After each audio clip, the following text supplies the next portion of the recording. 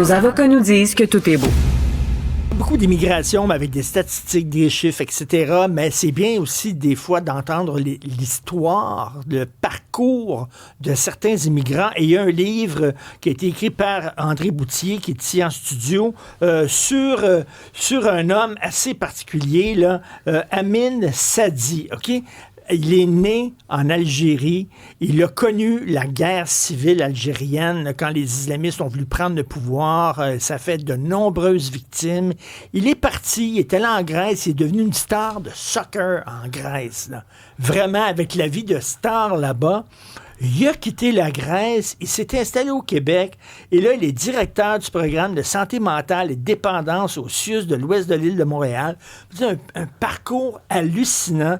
Alors, Amin Sadi est avec nous, il est à ma droite, et André Bouthier, l'auteur, est à ma gauche. Pourquoi André Bouthier avoir eu envie de raconter le parcours de M. Sadi? En fait, Amin travaille avec ma femme, c'est comme ça que je l'ai rencontré, puis je suis allé luncher avec, puis là, il me raconte sa vie. Je dis, voyons donc, ça se peut pas, là.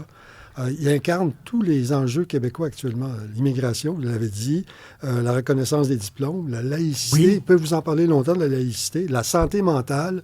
Alors donc, puis avec tout ce qu'il a vécu, il a subi la guerre civile. Son père, il est allé, comme vous avez dit, ça a été une star de soccer, mais son père l'a obligé à venir vivre ici. Alors, quand tu n'écoutes pas de ton père en Algérie, on te renie. Alors, donc, il est obligé, il a quitté la célébrité pour l'anonymat ici à Montréal. Il est arrivé en plein hiver. Et son histoire, puis en plus, il dirige l'Institut de santé mentale de Gauss. Oui. Alors, non, c'est incroyable comme parcours d'immigrant. Bonjour, M. Sadi. Bonjour. J'ai lu le livre avec beaucoup d'attention et de plaisir parce que vous avez des beaux mots pour le Québec aussi. Vous dites qu'on est une société assez avancée pour ce qui concerne l'intégration. C'est pas parfait. La reconnaissance des diplômes de gens qui viennent de l'étranger, on a un bout de chemin à faire là-dessus, là. Mais vous dites quand même qu'on est ouvert au Québec et que l'immigrant doit aussi... c'est-à-dire que l'intégration avec l'immigrant, faut nous faire quelques pas vers l'immigrant, mais l'immigrant doit aussi faire quelque part vers la société d'accueil. Et ça, vous le dites clairement dans le livre, là. Absolument, puis je l'assume complètement que le Québec est est une province très accueillante pour des immigrants parce que le moment que vous arrivez, c'est vrai que c'est difficile, mais du moment que l'immigrant décide de se tracer une ligne, de se tracer un objectif, ben, le Québec devient un pays très, très, très ouvert à accueillir un immigrant. Et je fais juste raconter, moi, mon parcours qui est probablement vécu par plusieurs autres immigrants. Moi, tout ce que je fais, c'est juste le raconter, mais j'assume pleinement que le Québec est un pays très accueillant. Là, vous dites, comparé à d'autres pays occidentaux comme la France ou la Belgique, le Québec est en avance. Ici, l'intégration se vit réellement, même si elle reste bien sûr imparfaite.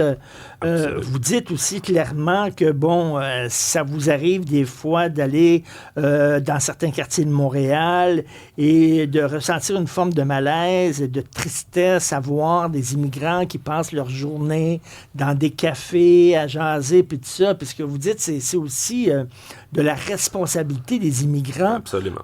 D'apporter quelque chose à la société d'accueil. Absolument. J'étais quand même chanceux de pouvoir vivre en Europe, et je connais assez bien l'Europe. Donc, j'arrive de l'Afrique, j'ai vécu en Europe et j'ai fini en Amérique du Nord. Donc, j'ai quand même un peu une vue, je dirais, 360, parce qu'en Europe, tu sais, tout ce qui est politique d'immigration, la responsabilité des immigrants, ils sont tous... je dirais, rassemblés dans des endroits similaires. On crée le phénomène des ghetto qu'on veut absolument. Au Québec, on ne voit pas ça. Au Québec, ce qu'on voit, c'est des quartiers, je dirais, culturellement adaptés. Oui. Tu sais, avec des magasins, avec des cafés. Le petit Maghreb, la petite Italie, exactement ça. Le quartier chinois. Mais c'est pas vraiment quelque chose qui ressemble à des ghettos. Comme il y a en Europe. Comme il y a en Europe, où est-ce qu'ils sont quasiment mis de côté, exclus de la société. Et là, on développe d'autres problèmes, je dirais, sociétaires. Et ça devient compliqué. Au Québec, c'est l'inverse qu'on voit. Et vous dites, chaque immigrant devrait chercher à bâtir quelque chose, à participer, même modestement, à la collectivité qui l'accueille, pas par obligation morale, mais parce que exister sans but, sans implication, c'est déjà commencé à s'effacer. Et le plus bel exemple que je peux vous donner, c'est celui de mon père. Donc, nous, on est arrivés ici, les 4 frères et sœurs. Lui arrive en dernier avec ma mère retraitée. Un fonctionnaire de l'État algérien très bien placé. Et il arrive ici, puis il dit, mais moi, je veux contribuer au Québec. Alors, il décide d'aller distribuer du journal au journal Métro. Le journal Métro qui n'existe plus. Oui, qui existe Et plus. là, il avait 78 ans, il est décédé, ça fait 6 mois de ça. Il a distribué le métro pendant des années juste pour se Parce qu'il sentir voulait. intégré au Québec. Il voulait contribuer à la culture C'est-à-dire québécoise. pas vivre au crochet de l'État québécois. là. Exactement. C'est ça. Et c'est quand même un parcours extrêmement inspirant là, que fait M. Sadi. Très, très inspirant. Il faut aussi voir comment il a réussi à avoir des études en agronomie, une maîtrise en agronomie. Et il arrive ici. Ses diplômes, comme on l'a dit tantôt, ne sont pas reconnus. Il a recommencé toutes ses études à l'Université de Montréal à 30, 31 ans. Ça prend de la résilience. En sciences quand même. infirmières. Ça prend de la résilience Oui. incroyable. Et vous dites aussi, il y a un choc quand on arrive ici. Un des grands chocs, c'est qu'on est une société nord-américaine très individualiste. Vous Absolument. venez, vous êtes algérien d'origine, la famille, la tribu, c'est important. D'ailleurs, moi, je le vois quand on se promène l'été dans des parcs. Qui on voit dans des parcs? Sur le Mont-Royal, on voit des familles immigrantes. Il y a les grands-parents, les parents, les enfants, tout le monde est ensemble. Nous autres, les grands-parents, on les sacs dans des RPA. Alors, un des chocs de ma vie, encore une petite anecdote, c'est que j'arrive ici, puis je commence à côtoyer des Québécois, puis ils me disent, tu sais, moi, je vois mon frère juste à Noël. Puis moi, je regarde en lui disant, pardon?